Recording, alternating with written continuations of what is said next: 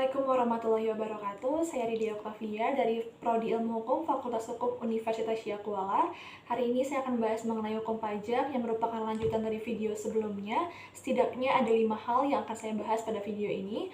Pertama, mengenai jenis-jenis pajak. 2, tarif pajak. 3, penyebab timbulnya utang pajak. 4, penagihan hutang pajak. 5, berakhirnya hutang pajak. Yang pertama, jenis-jenis pajak. Jenis-jenis pajak dikelompokkan menjadi 3. Yang pertama, menurut golongan, kedua, menurut sifat, dan ketiga, menurut lembaga pemungut. Nah, kita akan bahas satu persatu. Pertama adalah pajak menurut golongan.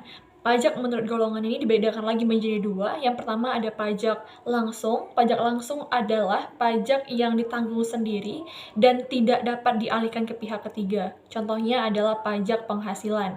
Yang kedua adalah pajak tidak langsung. Pajak tidak langsung adalah pajak yang pada akhirnya dapat dibebankan kepada pihak ketiga. Contohnya adalah pajak pertambahan nilai atau PPN. Kemudian pajak menurut sifat.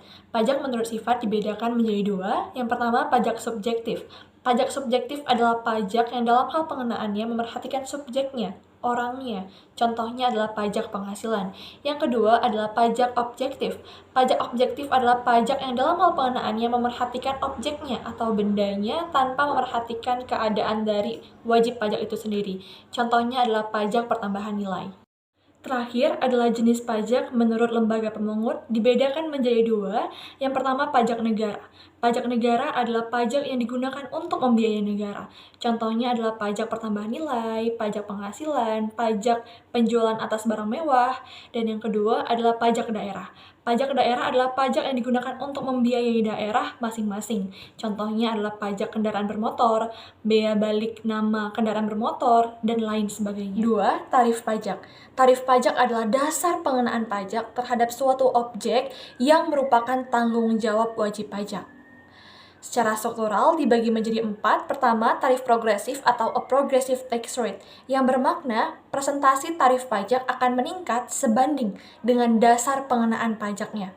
Kedua, tarif degresif atau a degressive tax rate, yang bermakna presentasi tarif pajak akan menurun ketika dasar atau jumlah pengenaan pajak yang meningkat. Hal ini merupakan kebalikan dari tarif progresif. Jadi, apabila tarif pajaknya menurun atau mengecil, bukan berarti dasar pengenaan pajaknya juga ikut mengecil. 3. Tarif proporsional atau a proportional tax rate, yang bermakna presentasi tarif pajak tetap meski dasar pengenaan pajaknya berubah. Yang keempat, tarif regresif atau a regressive tax rate, yang bermakna bahwa nominalnya akan tetap sama sesuai dengan jumlah yang dijadikan dasar pengenaan pajak. 3. Penyebab timbulnya utang pajak. Sampai saat ini praktisi sepakat untuk menggunakan 2 ajaran. Ajaran pertama yaitu ajaran formil yang menyatakan bahwa hutang pajak timbul karena dikeluarkannya surat ketetapan pajak oleh fiskus atau pemungut pajak. Yang kedua adalah ajaran material yang menyatakan bahwa hutang pajak timbul karena perintah undang-undang dan sebab-sebab tertentu. Sebab-sebabnya bisa berupa perbuatan, semisal berpergian ke luar negeri atau melakukan ekspor dan impor. Yang kedua sebab keadaan ketika kita mempunyai kendaraan bermotor atau kita mempunyai penghasilan, maka juga dikenakan pajak. Yang ketiga adalah karena suatu peristiwa ketika seseorang tersebut contohnya mendapatkan hadiah undian, nah dia akan dikenakan pajak juga. 4. Penagihan hutang pajak. Penagihan hutang pajak adalah proses tindakan yang dilakukan oleh Direktorat Jenderal Pajak agar wajib pajak membayar hutang pajaknya. Tata cara penagihan pajak. Pertama, penagihan pajak dengan surat teguran. Apabila 7 hari setelah jatuhnya tempo untuk membayar pajak, namun wajib pajak belum juga melunasi utang pajaknya, maka dikeluarkanlah surat teguran. 2. Penagihan pajak dengan surat paksa. Apabila setelah 21 hari surat teguran telah diterbitkan, namun juga belum membayar utang pajaknya, maka diterbitkanlah surat paksa, yang mana surat paksa tersebut memaksa wajib pajak membayar utang pajaknya dalam kurun waktu 2 kali 24 jam. Ketiga, penagihan pajak dengan surat sita. Apabila setelah 2 kali 24 jam, namun wajib pajak belum juga melunasi utang pajaknya, maka akan dilakukannya sita yang mana bertujuan sebagai jaminan agar wajib pajak membayar utang pajaknya dan diberi kesempatan 14 hari agar melunasi utang pajaknya. Jika tidak, maka akan dilakukan lelang. Dalam waktu 14 hari tersebut, apabila wajib pajak belum juga membayar utang pajak, maka akan dikeluarkanlah pengumuman lelang. Keempat, penagihan pajak dengan surat lelang. Apabila setelah 14 hari dikeluarkannya surat sita, namun belum juga melunasi utang pajaknya, maka akan dilakukan lelang untuk melunasi utang pajak yang bersangkutan. Berikutnya, kewajiban wajib pajak dalam penagihan. Pertama, melakukan pelunasan utang sebelum jatuh tempo. Kedua, berkomitmen untuk membayar angsuran pajaknya. Ketiga, bersifat kooperatif dalam tindakan penagihan pajak. Dan yang keempat adalah tidak melanggar undang-undang penagihan pajak yang menyebabkan dilakukannya tindak pidana. 5. Berakhirnya utang pajak.